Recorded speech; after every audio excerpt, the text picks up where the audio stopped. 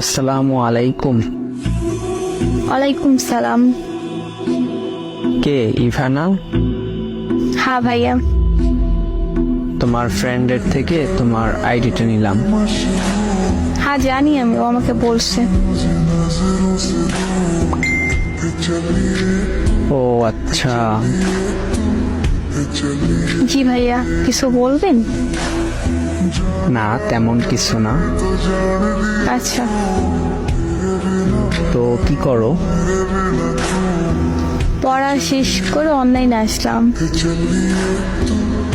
ও আচ্ছা, আপনি কি করেন ভাইয়া? এই তো আড্ডা দিয়ে বাসায় আসলাম কিছুক্ষণ আগে, এখন শুয়ে আছি। আচ্ছা। একটা কথা বলি? হ্যাঁ ভাইয়া বলেন।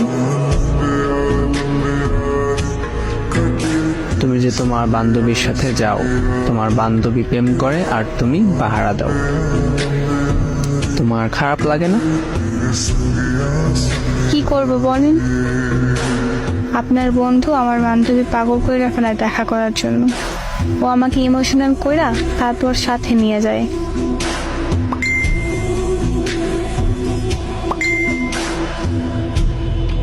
আরে কষ্ট।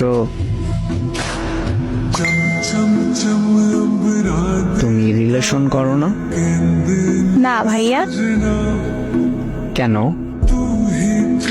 ভয় লাগে, বাসা জানতে পারলে কবর দিয়ে দিবে।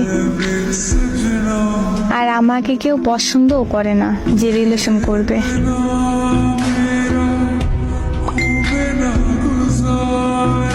কি যে বলো, পরীর মতো একটা মেয়ে, তাকে কেউ পছন্দ করে না, এই কথা মেনে নিতে হবে আমার? গিয়ে পড়ি। তুমি মিথ্যা বললেন না।